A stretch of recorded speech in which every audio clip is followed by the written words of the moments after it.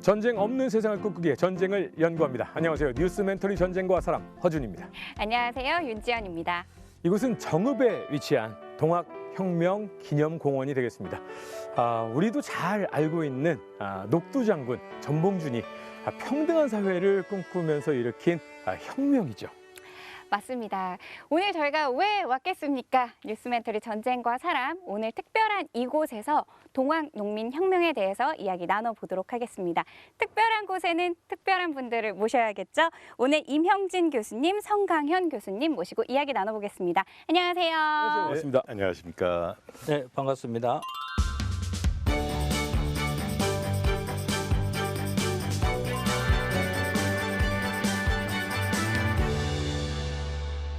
사실 학교 다닐 때 많이 배우기는 했습니다만 맞아요. 가물가물하기도 하고 정말 잘 알고 있는 게 맞나라는 생각이 좀 들기도 합니다. 저희가 그때 당시 이야기를 한번 들어보면 좋을 것 같은데요. 동학농민혁명을 이해하기 위해서라면은 그 시대, 그러니까 19세기 우리 사회에 대한 이해를 조금 먼저 해야 됩니다.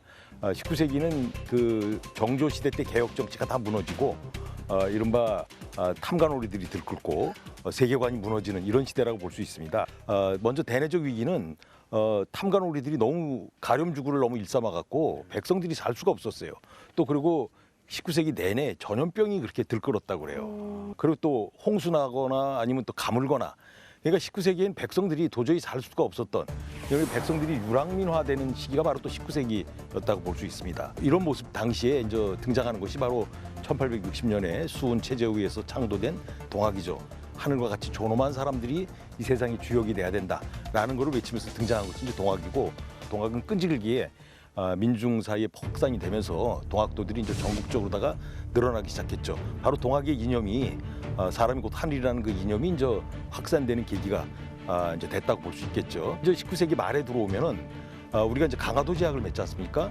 강화도 제약을 맺으면서 말하자면 국제 질서에 우리가 본격적으로 편입이 되는 거예요. 탐관오리들한테 뜯기고 있는데 외세가 또 와서 또 우리 민족을 수탈해가는, 그야말로 백성들이 살기 가장 힘들었던 세기가 19세기가 아니었나. 바로 이제 그 마지막 정점에 이르렀을 때가 이제 1894년 동학농민혁명이 발발하게 된 계기가 됐다라고 볼 수 있습니다. 탐관오리들은 들끓고 병이 창궐하고 외세가 침략하고 이 와중에 사람이 곧 하늘이다라고 하는 새로운 학문, 이념이 등장을 하면서 여기에 한번 마음을 둬볼까라고 하는 마음들이 혹하던 시대. 예. 이걸 접한 게 우리가 흔히 아는 녹두장군 전봉준이 여기에 등장을 한 거죠. 예, 그렇습니다. 예. 전봉준 장군은 그 1855년에 이제 태어났는데, 그러나 이제 그분은 이제 몰락한 양반가였어요. 굉장히 이제 개혁적인 인물이었었던 거로다가 이제 평가되고 있죠. 그래서 당시 이제 확산되고 있었던 동학에 매료된 거예요. 특히 이제 나중에 이제 전봉준이 신문을 받을 때, 일본군에 이제 체포돼서 신문 받을 때 동학에 왜 입도했느냐라고 했더니 이제 경천 수심 때문에 입도를 했다. 경천 수심, 그러니까 하늘을 공경하고 마음을 똑바로 한다라는 것이죠. 근데 왜 그런 게 중요하느냐? 그렇게 했던 사람들끼리 모여서 협동을 했다는 거예요. 근데 그 협동한 힘이 바로 이제 보구감민으로 다 이어진다. 보구감민 정신 때문에 당신은 동학에 입도했다라고 얘기를 하는 거죠. 우리가 알고 있는 건 이 동학농민혁명은 고부를 중심으로 일어난 거잖아요. 왜 그렇죠. 하필 고부였는지. 예, 고부가 지금은 면이잖아요. 네. 일개 면인데 그 당시 조선시대에는 군이었습니다. 당시 전라북도 가운데서는 전주 다음으로 큰 그런 군이었습니다. 그래서 여기는 김제부터 이어져서 여기 고부를 지나서 만경, 그 다음에 옥구까지 이어지는 일종의 그 호남평야가 이루어지는 아주 기름진 밭을 가지고 있었기 때문에 당시 이 고부 군사가 된다라고 하는 것은 아무나 될 수 있는 게 아니고 중앙 권력과 줄이 닿아 있는 그런 사람. 그 정도가 돼야 고부 군사에 임명된다고 할 수 있겠죠. 그래서 당시 이제 그 조병갑이 고부 군수였는데 동학농민 봉기가 일어났을 때 고부 군수 조병갑은 당시 그 양주 조씨로 알려져 있는데 그 집안에 그 이제 대원군이 섭정할 당시에 영의정을 했던 조두순이 큰아버지가 됩니다. 그러니까 당시 굉장히 권세 있는 가문에 속해 있었던 인물이었다. 그렇게 볼 수 있겠습니다.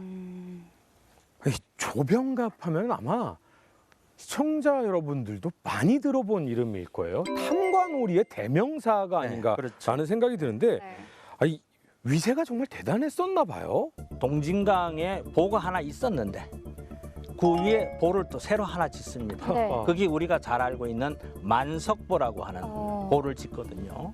처음에 지을 때는 만석보를 짓고 난 다음에는 세금을 몇 년 면해주겠다. 그렇게 얘기해놓고 네. 만석보를 짓고 난 다음에는 세금을 걷는 겁니다. 아. 그러니까 기존에 있던 보에 세금도 걷고 새로 만든 만석보에 세금도 걷고 라고 하니까 농민들의 불만이 굉장히 높아지는 그런 상황이 됩니다. 사람이 참 인심이 곳간에서 난다는 말이 있습니다. 그런데 지평선이 보일 정도로 넓은 고창지대를 가지고 있는 고부, 이곳의 사람들이 봉기를 일으킬 정도면 얼마나 수탈을 해갔길래 횡포가 정말로 심했었던 것 같습니다. 고부에서 벌어졌던 이 특히 이제 고부 봉기로다 우리 알려져 있는 가보 동학혁명의 시작이죠. 시작점이라고 할 수 있는 고부 봉기는 사실은 이제 우리가 그 말 그대로 봉기로다가 생각을 해. 봉기라는 건 네. 원민들, 그러니까 네네. 원한을 가진 백성들이 일으킨 것이 이제 봉기지 않습니까? 그런데 지금 이제 학자들이 이제 다시 연구를 해갖고 봉기가 아니라 기포다. 기포는 저 동학의 동학의 조직이거든요. 접재와 이제 포제로 다 해서 이제 동학의 그 접재가 이제 소규모 조직이라면 네. 포제는 이제 그보다 넓은 조직이에요. 이게 이제 무슨 포가 이제 지역마다 있었거든요. 근데 이제 포가 움직였다 하는 것을 우리가 기포, 포가 들고 일어났다. 네. 그래서 이제 그거는 기포가 되면 이제 동학의 조직이 이제 움직였다라는 거거든요. 그래서 고부에서 봉기가 아니라 기포다라는 얘기를 지금 학자들이 새롭게 연구를 하고 있어요. 근데 이제 그 계기가 사발통문이라고 들어보셨죠? 네. 네, 예, 그럼요. 사발통문에서부터 이제 얘기가 나오는 거거든요. 오. 사발통문은 그 동학혁명이 일어나기 1년 전인 1893년 11월 달에 국사발, 사발 있지 않습니까? 네. 사발을 이렇게 뒤집어 엎어놓고 거기다 이제 원을 그려서 사람이 서명을 하는 거예요. 그거는 주모자가 누군지 모르게 하려고 그렇게 한 거거든요. 그러니까 우리가 연명을 하면 제일 앞에 1번 쓴 사람이 1등 요놈이다. 예요.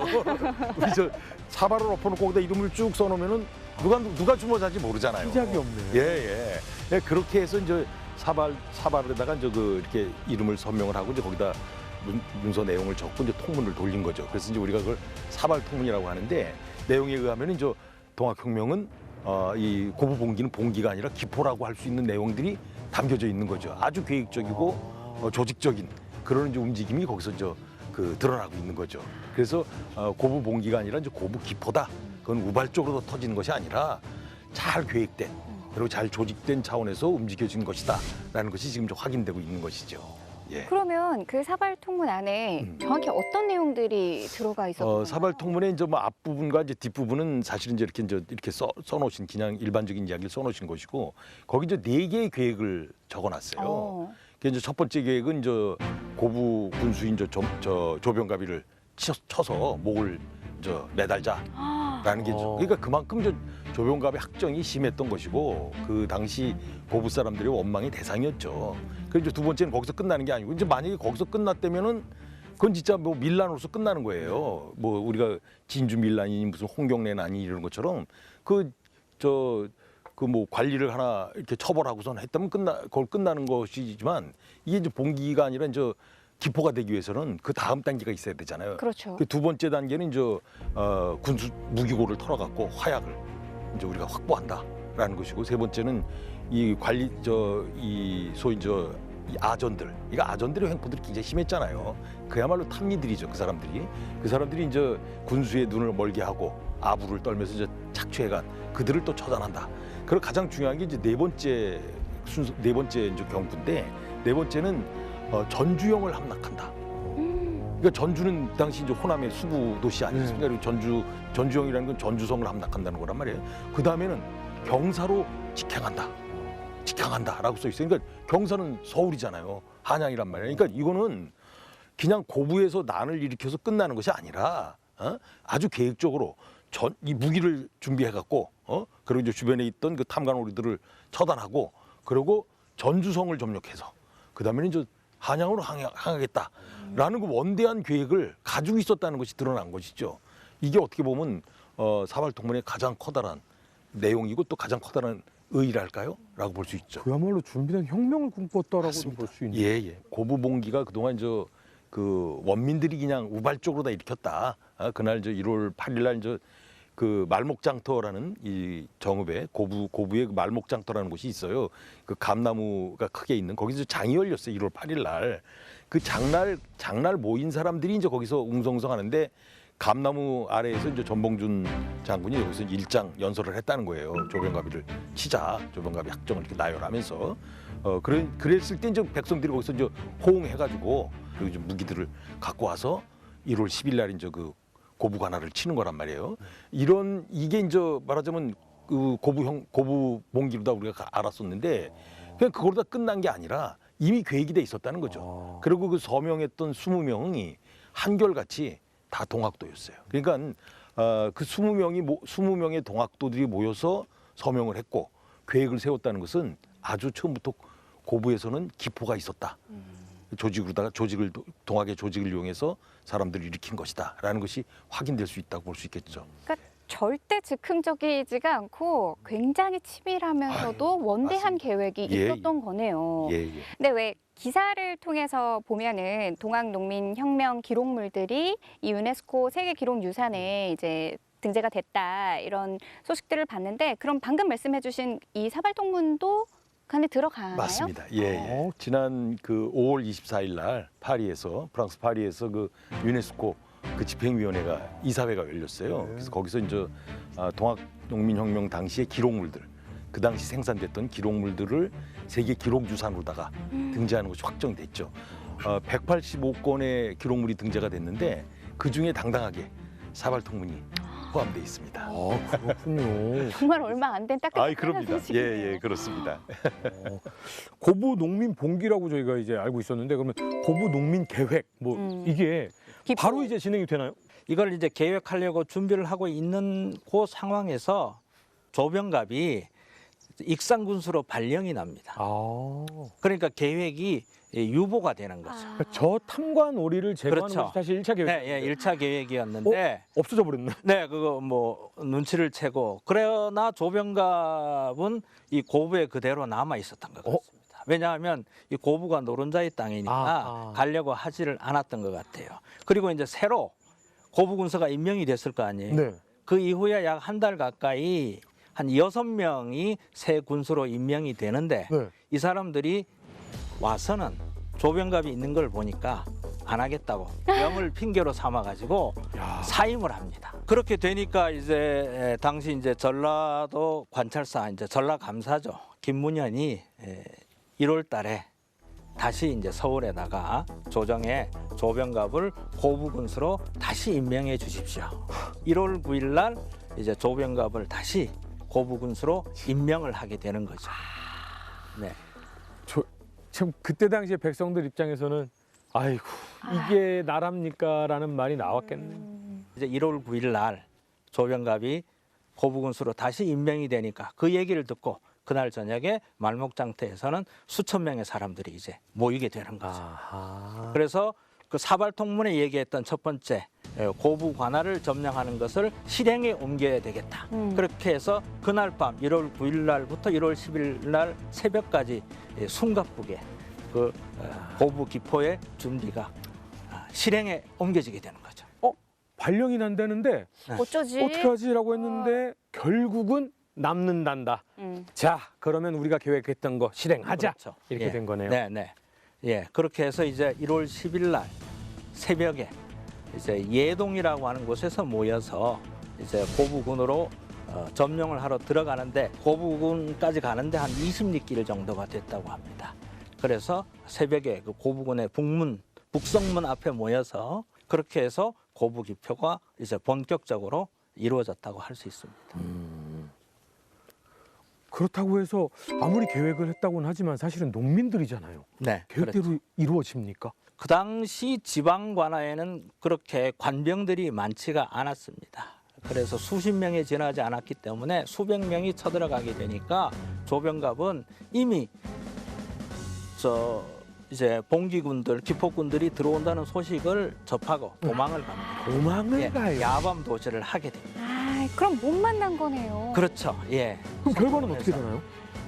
그 완전히 이제 고부군을 장악을 하게 네. 되고 그 고부군에 있었던 원민들을 석방을 시켜주고 그 다음에 당시 그 조병갑이 모아놨던 그 창고에 있었던 곡식들을 농민들에게 다 풀어주게 되고 야. 예, 그러한 일을 벌이게 되고 약간 1월 17일까지 거의 일주일 가까이 고부군을 점령해서 그러한 일들을 그 조병갑의 학정에 반대되는 일 그런 일들을 이제 행동으로 옮겼던 것 같습니다. 이런 일들을 사실은 다 계획을 하고 사발통문을 통해서 준비된 것들을 다 실행을 시켰습니다. 그러면 이거를 그냥 관군이 놔두진 않았을 거란 말이죠. 그렇게 되니까 이제 이 고부에서 기포가 일어났다라고 하는 것을 제일 먼저 알 수 있는 사람이 이제 전라감사 김문현일 네. 거란 말이죠. 그리고 조병갑이 바로 그 김문현한테로 도망을 갑니다. 어허. 예. 김문현은 자기가 추천을 해서 임명된 조병갑이니까 네. 자기 선에서 어떻게 해결을 해보겠다 어. 이런 생각을 가졌던 것 같아요. 그래서 당시 이제 이 전주에 있었던 전라감령군을 동원을 해서 이제 그 전봉준을 처단한다라고 하는 큰 계획을 세우고 먼저 이제 어떤 것을 하냐면 암살단을 조직합니다. 살다. 예, 우두머리니까 어. 전봉준을 제거하면 되겠다. 어. 그렇게 해서 또 전봉준이 있었던 곳이 장터니까 상인들에게 변장을 시켜서 아주 날랜 병사들 몇 명을 한 7, 8명을 해가지고 보냅니다. 근데 전봉준이 이렇게 와서 보니까 이 사람들이 장사꾼 같지 않은 거예요. 눈치를 챘군요. 예, 장사꾼 같지 않아서 저 사람들 뭐냐 잡아라. 이렇게 해서 잡아서 그 옷짐을 풀어보니까 그 안에 무기가 나오는. 예. 그러니까 일부는 도망가고 일부는 잡혀서 물어보니까 김문현이 보냈다라고 그렇게 해서 거기에서 바로 참수를 당하게 되죠. 예. 역시 노투 장군이 보통 사람은 네, 아니었어요. 굉장히 어떻게 보면 주도 면밀했던 그런 그러니까 사람의 모습만 봐도 이 사람이 장사하는 사람인지 군인인지 알 수 있을 정도로 굉장히 예리한 측면이 있었던 것 같습니다. 암살단이 실패하게 되니까 이제 김문현도 이걸 서울에 보고하지 않을 수 없게 된 거예요. 그렇죠. 그래서 약 한 달 가까이 지나서 2월 10일경에 조정에 보고를 합니다. 보고가 되는. 네, 보고를 하니까 이제 이 사건이 이 고부에서 기포가 일어났으니까 이것을 조사하기 위해서 조사관을 보냈는데 그 조사관을 안핵사라고 했어요. 네. 안핵사라고 불렀는데 누구를 부르냐면 장흥부사였던 이용태를 부릅니다. 네. 이용태는 여기 고부에 와서 이 동학이라고 하는 것 때문에 이 고부에 난리가 났다라고 얘기하면서 지금까지 전라도 지역에 있었던 익산이라든지 전주라든지 이런 곳에 있었던 봉기까지도 전부 동학도들이 일으켰다. 예.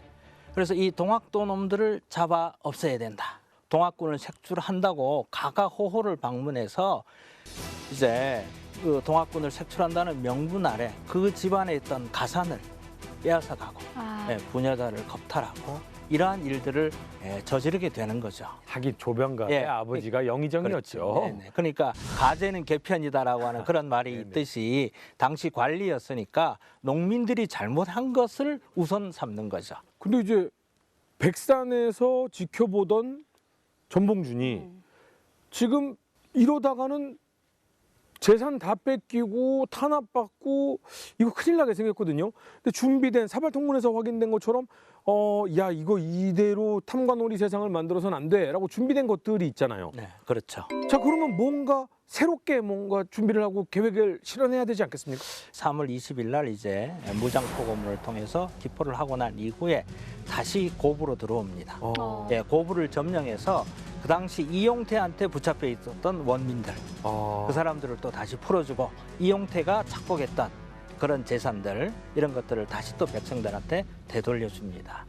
그리고 이제 다시 이제 각 지역의 접주들에게 백산으로 다 모여라고 해서 당시 기록에 보면 약 한 4,000명 정도가 백산으로 모였다고 해요. 꽤나 큰 물. 네, 그러니까 이제는 고부 한 지역이 아니라 이 호남 일대 모든 동학도들과 그다음에 세상에 불만이 있었던 사람, 원민이라고 얘기하는데 그런 사람들을 다 집결시킵니다. 대장으로 뽑는 겁니다. 그렇게 해서 이제 백산대회 이후에 이제 군대를 정비해서 전주 쪽으로 이렇게 올라갑니다. 네. 전주 쪽에 올라가서 전주 아래쪽에 원평에 가니까 이제 전라감령의 부대가 전주에서 강하다라고 하는 얘기를 듣고 다시 군대를 돌려서 이쪽으로 오게 되는 거죠. 그래서 요 앞쪽에 있는 산이었던 도교산, 두승산이라고 얘기하는데 그 두승산 자락에 전봉준의 부대가 이제 위치를 하게 됩니다. 그리고 관군은 이제 여기 우리가 지금 있는 이 황토제에 이제 수경을 하게 되는 거죠. 진을 치게 되는 거죠. 예, 그렇게 되면서 황토현 전투의 이제 전야가 시작이 됐다. 그렇게 볼 수 있습니다. 사실은 인간의 평등을 외쳤다라는 것은 조선시대 목숨을 내걸었다라고 해도 과언이 아닌 건데 정말 이 백성들 동학군에게는 큰 의미의 전투가 시작이 되는 거죠. 이제 4월 6일 날 밤에 이제 관군들이 이 일대에 이제 진을 치고 수경을 하게 됩니다. 근데 관군들은 동학군들이 오합지졸이니까 내일 아침에 다 쓸어버리자. 그렇게 해서 그 전날 여기에서 뭐 술도 마시고 예, 기생도 부르고 그렇게 했던 것 같습니다. 그렇게 되니까 이 남원에서 오는 군대라고 원병이라고 관군의 옷을 갈아입고 예, 이 지역을 들어갑니다. 예, 일부가 들어가서 관군들에게 동학군이 여기에 있다. 나를 따라와라. 그렇게 해서 동학군이 매복하고 있는 지역으로 유인을 합니다. 아. 예. 유인을 하고 난 다음에 자기들은 이제 빠지고 네. 동학군이 관군을 습격해서 거의 그날 밤에 이 일대에서 뭐 많은 기록에 보면 약 한 700명 정도의 관군이 전사했다라고 하는 그런 기록이 나옵니다. 그러면 기습, 유인 전술, 기환 전술, 매복 전술 엄청나게 많은 전술이 하나에 그렇죠. 다 들어가 네. 있네요. 그러니까요. 이 황토현 전투가 끝나고 나면 조선은 조선의 운명이 전봉준의 손에 달렸다라고 하는 얘기가 나돌 정도로 이 동학군의 기세가 커지게 되고 전봉준의 사회적인 명망, 동학농민군에 대한 어떤 백성들의 기대가 커지게 되는 거죠. 그 이후에는 아마 이제 동학군을 이끌었던 전봉준이 승기를 잡으니까 바로 전주성으로 갈 수 있었겠지만 전주죠. 그런데 전주성으로 바로 가지 않고 아무래도 전주를 점령하려면 인원도 더 많아야 된다. 그 다음에 군량미도 더 확보해야 된다. 네. 그 다음에 무기도 더 확보해야 된다. 그래서 남행을 합니다. 남쪽으로 장성 이렇게까지 영광, 장성, 한평 쪽까지 이렇게 쭉 내려가면서 각 지역에 있었던 동학도나 원민들을 다 이렇게 동학 농민군의 합세에 흡수하고 지금의 장성의 황룡촌까지 내려가게 되는 거죠. 당시 이제 서울에서는 중앙군이 파견이 됩니다. 그래서 홍계훈을 양호초토사로 임명합니다. 전라도와 충청도에 있었던 동학군들을 싹 쓸어버리는 그런 직책으로 해서 홍계훈을 이제 임명을 해서 홍계훈이 인천에서 서울의 주력 부대죠. 우리가 경군, 장유영군, 총유영군, 그 다음에 평양에 있었던 서영부대 이렇게 내려와서 동학군을 따라서 이제 쭉 뒤쫓아옵니다. 뒤쫓아와서 그 이제 밥을 먹고 있는 장성의 그 황룡광변에서 밥을 먹고 있는 동학군을 이학승이 이끄는 별동대 한 700여 명이 보고 밥 먹는 동학군을 그대로 거기에다가 대포를 쏘게 됩니다. 아이고. 동학군은 당시 기세가 등등했기 때문에 다시 전열을 재정비해서 당시 동학군이 만들었던 뭐 기상천외한 무기가 있는데 그 가운데 대표적인 게 장태라고 하는 게 있습니다. 장태요? 예, 장태라고 하는 게 이제 예전에 시골에서 닭을 키우기 위해서 대나무를 이렇게 얽어서 만든 속이 비어 있는 그래서 속을 이렇게 비어서 그 안에 동물들을 키우는 그런 것이었는데 그 장태를 크게 만들어서 거기에다 집을 한가득 채웁니다. 그러면 무게도 나가지 않으면서 당시 총을 관군이 쏘더라도 그것을 뚫을 수 없게 돼요. 방패같이? 네, 방패처럼 그 장태를 굴리고 그 뒤에 동학군들이 오게 되니까 관군들이 쏘는 총을 막으면서 앞으로 진격을 할 수 있게 되는 거죠. 그거를 크게 해서 크기가 뭐 우리 임 교수님부터 저한테까지 할 정도로 그렇게 크게 만들어서 굴리면서 4-5명이 가서 그 옆으로 지나가면서 이제 관군을 정말 그야말로 기상천외한 작전을. 네, 그래서 관군들도 이 저게 장태라고 뭐지? 하는 것을 네. 예, 처음 보니까 저기 뭐지 하다가 이제 예, 당하게 되는 거예요. 그렇게 해서 이제 거기에서 이제 서울에서 왔던 중앙군을 이제 이기게 됐습니다. 그러니까 조선에서는 동학군을 꺾을 군대가 없다 이렇게 되는 거겠죠. 어허. 네.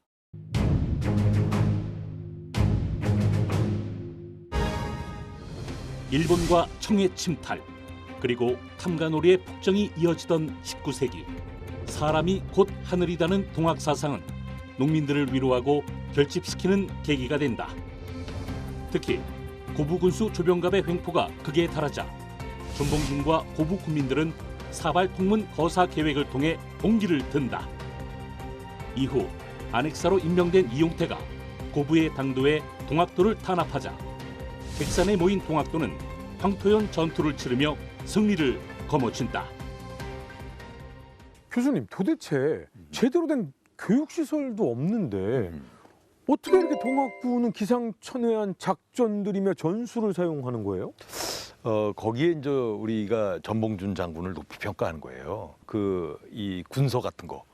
군사 소설을 많이 읽으셨대요. 그래서 이제 그분이 이 총대장으로 다 추대될 수 있었던 것도 농민군들 중에서 그나마 공부도 했고 또 군사적 지식을 가지고 있는 명서 사람이 같은 걸 읽으시죠. 그렇죠. 근데 그분뿐이 없었던 거예요. 그래서 이제 전술과 그런 아주 기발한 아이디어를 가지고 그분이 그 총지휘를 하신단 말이에요. 그러니까 자, 그런데 이 전봉준 장군이 전술을 사용하면서 거듭되는 전투 속에 정말 실력이 들어갈 때 조선의 관군들, 특히나 조정에서는요, 불안감이 점점 더 커질 수밖에 없었을 것 같아요. 그렇죠. 전봉준 장군이 이제 연전 연승을 하면서 전주성으로 다 이제 근접하니까 조정도 큰일 났습니다. 이제 당황한 거예요. 특히 이제 더군다나 이제 황룡촌에서 졌단 말이야, 패전했단 말이야. 그러니까 큰일 났다 싶어갖고 이건 도저히 여기서는 막을 수가 없다라고 해서 이제 고종에게 그 외국군을 좀 청빙을 해달라, 초청해달라 그런 이제 부탁을 하죠. 근데 여기서부터 이제 우리 역사가 잘못되는 거예요. 그러니까 고종이 그 얘기를 듣고 거절을 했어야 돼요. 그래도 우리 그러면 그 백성들이 원하는 게 뭔지 좀 듣고 알아. 그래서 그걸 한번 갖고서 우리 대화를 해보자. 그리고 그들이 원하는 걸 우리가 풀어줘 보자라는 쪽으로 나갔어야 되는데 청나라에게 군대 요청을 하자라고 이제 제의를 했는데 당시 좌우정이었던 김병실이가 아주 극렬하게 반대를 했다는 거예요. 해결은 할지 몰라도 그 이후에 조선이 어떻게 될지 모른다고 반대를 했다는 거예요. 그럼에도 불구하고 고종은 이제 아주 은밀하게 인용준이를 위안스카이, 당시 이제 우리나라에 와 있던 청나라의 아주 그 실세죠. 위안스카이에게 비밀 보내갖고 청병 요청을 하는 거예요. 위안스카이는 그 청병 요청을 받아들여 갖고 청나라에 있던 이용장에게 이제 연락을 하죠. 그래서 이용장이 5월 1일 날 허락을 해요. 그래서 이제 그때서부터 이제 청병이 준비를 해서 오는 겁니다. 5월 그 7일인가 청나라 군대가 이제 그 아산만으로다가 처음에는 이제 한 400명 정도가 들어와요. 근데 이제 청나라가 들어오는 게 문제가 아니라 청나라와 일본 사이에는 그 이전에 천진조약을 맺은 게 있어요. 네. 그 천진조약의 그 합의문 중에 양쪽 청나라가 됐든 일본이 됐든 어느 나라든지 조선 땅에 군대를 파견할 땐 통보를 한다라고 그 합의가 된 게 있어요. 그래서 네. 이제 그 합의 약속에 따라서 일본에다가 그 우리가 군대 파견한다고 통보를 했어요. 그때 일본은 기다렸다는 듯이 그 청나라보다도 하루 앞서서 그러니까 5월 6일 날 그것도 인천항으로 그러니까 뭐 말하자면 그 전주성 가까이 쪽으로 다 가야 되잖아요. 그렇죠. 그런데도 불구하고 일본군은 아주 의도적으로 다 이제 인천항으로 다 들어오는 거예요. 5월 6일 날 인천항으로 다 들어와 갖고 그 다음 날 바로 서울로 다 옵니다. 한양에 와서 이제 한양의 용산에 주둔을 하죠. 그러면서 그 나중에는 이제 최종 병력 숫자는 8,000명에서 한 10,000명 정도까지가 늘어납니다. 이제 그 이제 청일 전쟁을 준비하고 아주 그때서 작심을 하고 들어왔다고 알 수 있죠. 그 정도 병력이면은. 그러니까 동학군들은 당황할 수뿐이 없죠. 자신들의 거사가 자신들이 혁명을 했던 것은 외국 군대를 불어들이려고 한 게 아니잖아요. 아니죠. 여기서 그 아주 객관적으로 저는 그냥 한번 짚어보자면 동학 사상의 가장 기본적인 사상 중에 하나가 인간의 평등이 있잖아요. 그러면 왕도 대신들도 탐관오리도 평민들도 노비들도 다 평등해야 되잖아요. 그러면 왕을 몰아내자라는 뜻으로 들릴 수도 있잖아요. 심지어 고종은 동학군은 비도 네. 이가 아주 그 비도이자 도적들이다. 다 이제 죽여서 없애야 된다라고까지 할 정도로 아주 극혐, 네. 아주 혐오감을 강력하게 드러내요. 그 정도로 다 이제 기득권 세력에게 있어서는 동학은 위험 요소였죠. 네. 근데 어찌 되었든 간에 동학 농민군들이 처음에 생각했던 것은 이제 세상을 좀 바꾸자라는 거였지만 그 의도와 다르게 갑자기 이 외세주도는 전혀 생각지 못했던 부분이었던 거고, 그리고 사실 그 정도 일본마저 들어올 거라는 거는 사실 생각지 못했던 부분인 거잖아요. 예, 그랬죠. 동학의 어떤 그 기포의 목적이 보국감민이었는데 외국 군대에 의해서 우리나라가 또 위험에 처하게 되는 그런 상황이 되니까 당시 전봉주는 전주성 안에 있었고 그다음에 그 홍계훈은 전주 바깥에 완산이라고 하는 곳에 있었어요. 전봉준이 이제 홍계훈에게 사람을 보냅니다. 이러한 요구를 들어주면 우리는 물러가겠다. 홍계훈이 이제 그거를 받아들여서 우리의 이제 공동의 목적은 보국안민에 있고 홍계훈의 입장에서도 외국 군대가 자기가 주장해서 들어왔지만 외국 군대가 들어오는 피해를 이제 자기가 눈으로 직접 확인하게 되니까 예, 외국 군대를 몰아내는 게 우선이다라고 해서 5월 8일 날 이 홍계훈과 전봉준이 약조를 해서 그것을 우리가 보통 전주화약이다. 그렇게 얘기를 하게 되고 전주화약 이후에 이제 전봉준의 부대가 전주성을 빠져나오게 되고 그 이후에 이제 전라도 지역의 53개 군현에 소위 그 유명한 집강소라고 하는 것을 만들어서 관민상화, 관과 민이 함께 정치를 해 나가는 어떻게 보면 우리나라의 역사를 통해서 최초의 민의가 국정에 반영되는 그러한 세상이 이제 2차 봉기가 이루어지는 9월까지 이루어지게 되는 거죠.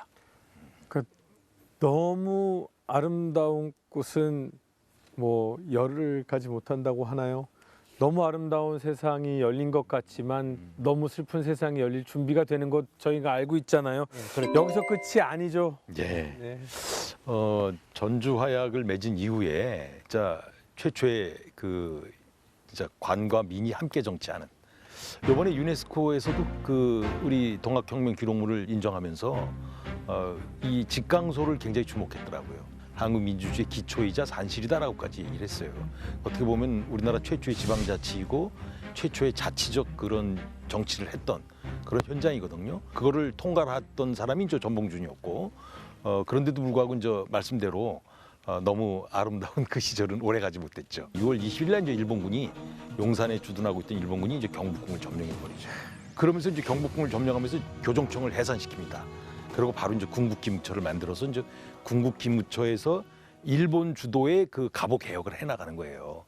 그러니까 이렇게 되니까 이제 일본이 노골적으로다가 고종을 비롯한 이제 그 왕족들을 인질 삼아 갖고 지네들 맘대로 이제 개혁을 해 나가니까 농민군들은 당황할 수뿐이 없죠. 야 이거 우리 재기포해야 되는 거 아니냐라는 얘기들이 이제 여기저기서 웅성웅성 나오기 시작했죠. 그때가 이제 서서히 이제 9월 달로다가 그러니까 이제 추수가 끝나는 그런 이제 9월 달로다 서서히 들어오는 거죠. 그래서 추수가 마무리된 뒤에 이제 다시 동학이 다시 움직이기 시작하는 거죠.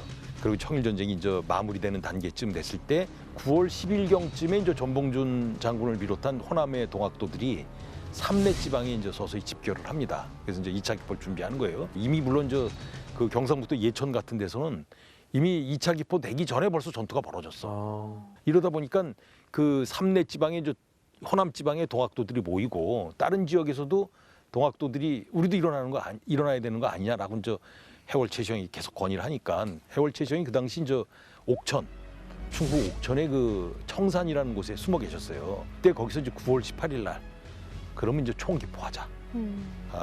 호랑이가 우리를 물으러 왔는데 우리가 부직갱이들이라도 들고 싸워야지. 가만히 있을 순 없다. 전국에 있는 동학도들이 총 일어나라. 그러니까 총기포령 또는 총동원령이라고 하죠. 그래서 9월 18일 날 해월 최시영이 총동원령을 내림으로 인해서 그동안 호남 지방에서 호남 지방이 국한됐던 동학농민혁명이 전국화되는 거예요. 경상도, 충청도, 강원도, 경기도, 황해도, 평안도까지 전국에 동학도가 있는 데는 다 일어나는 거예요. 이게 이제 그날 이제 전국화되는 거죠. 약간 1차 같은 경우는 탄관우리와 이런 힘든 세상에 맞서서 보국안민과 인간의 평등을 주제로 이렇게 1차 기포가 일어났다면 2차는 외세에 맞서서 이 시작된 기포라고 볼 수가 있겠네요. 맞습니다. 예. 기록을 보니까 일본군이 우리나라 정부에게 빨리 너희들이 일본군에게 동학군을 섬멸할 수 있도록 협조 공문을 보내라 라고 하는 것을 최후 통첩을 한 날이 또 9월 18일이기도 합니다.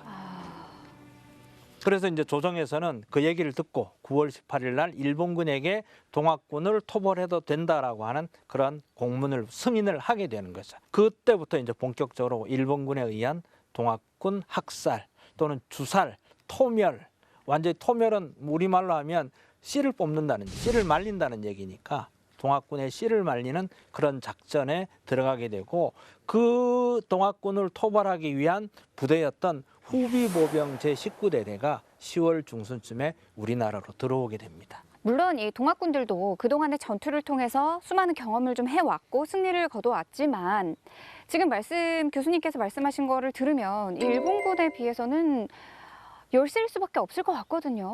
교주였던 해월 최시영이 일어났던 그 동학군을 우리가 흔히 남접이 북접이라고 얘기하는데 호소 동학군이거든요. 충청도 동학군들을 논산에서 전봉준과 이제 손병희가 만나서 공주를 진격하기 위해서 공주를 점령하기 위한 그런 전투에 벌어지는데 그 공주를 넘는 고개가 그 유명한 우금치 고개입니다. 그래서 11월 8일부터 11월 11일까지 3, 4일 동안 수십 번에 걸친 전투가 이루어지지만 조금 전에 말씀드린 것처럼 동학군이 가지고 있던 무기적인 열세, 그 다음에 전략 전술의 실패, 이런 것들 때문에 거기에서 뭐 수만 명이 희생됐다라고 이야기되고 그 이후에 동학군들이 이제 전주로 내려가서 원평 전투, 태인 전투 이렇게 해서 11월 24일 날 동학군을 이끌었던 전봉준이 눈물을 머금고 후일을 기약하자 이렇게 해서 동학군을 해산하게 됩니다. 태인 전투를 끝으로 해산한 전봉준은 순창으로 숨어들었다가 순창에서 임병찬에 의해서 체포가 됩니다. 그리고 나서 나주에 압송이 됐다가 서울로 올라와서 1895년 3월 29일 날 당시 같이 주도적인 역할을 했던 김덕명, 성두환 이런 사람들과 함께 교수형을 당하게 됩니다. 저희 이 뉴전사 보시면 우금치 전투 이야기 있습니다. 그리고 사실 이 이야기는 무기 자체가 상대가 되지 않는 전투였기 때문에 동학농민혁명은 그들의 정신, 이 이야기에 조금 더 집중을 해야 되지 않을까라는 생각이 좀 듭니다. 네, 이 많은 희생을 남긴 동학농민혁명이었지만요. 그래도 지금 허준 씨가 말씀하신 것처럼 그 의미 그리고 우리가 이 불평등을 깨트리고 평등을 나아가자라는 그 정신만큼은 지금도 계속해서 이어져 가고 있는데요. 이 노력이 계속 진행되고 있다면서요? 이제 전국 각지에서 이 동학농민운동 계승사업회 내지는 기념사업회 이런 것들을 통해서 동학농민혁명의 정신을 이어가고 있고 또 이제 당시에는 동학군을 탄압했던 조정에서도 이제 지금은 정부죠. 대한민국 정부가 동학농민혁명 기념일을 5월 11일 그 황토현 전투가 일어났던 날을 이제 국가기념일로 제정해서 이제 나라에서 이렇게 기념식을 하는 그런 정도로까지 성격이 됐으니까 동학농민들에 대한 명예회복이 상당히 많이 됐다라고 볼 수 있습니다. 동학농민혁명에 대한 기념식은 사실 일제시대에도 있었어요. 해방 이후에는 그 민간 이렇게 지역에서도 행사가 계속 있었고 1968년도서부터 지방자치단체 차원에서는 정읍시가 최초로 황토현 축제를 했어요. 그래서 올해까지 56회째를 지금 지속해 오고 있습니다. 아마 전국에서 이렇게 그 단일 행사로서는 가장 긴 역사를 가지고 진행해 온 행사가 아닌가 싶어요. 그리고 또 정읍시가 이런 걸 또 선양하기 위해서 학술대회라든가 이런 걸 꾸준히 하고 또 이 지역에 있는 그 많은 그 유적들을 발굴해서 이제 그 선양 사업을 계속 하고 있다는 걸 생각하면 앞으로도 이런 사업은 계속돼야 되지 않을까라고 생각합니다. 자, 저희는 갑자기 녹두장군 이야기를 하는데 새 소리가 유독 크게 들리더라고요. 그래서 어렸을 때 새야 새야 파랑새야 녹두밭에 앉지 마라 이 노래가 생각이 나는 거예요. 그래서 저 새가 뭘 알고 저러나 이런 생각도 잠시 들었었습니다. 다음 시간에는 조금 더 흥미로운 주제를 가지고 돌아오도록 하겠습니다. 시청해주신 여러분 감사합니다.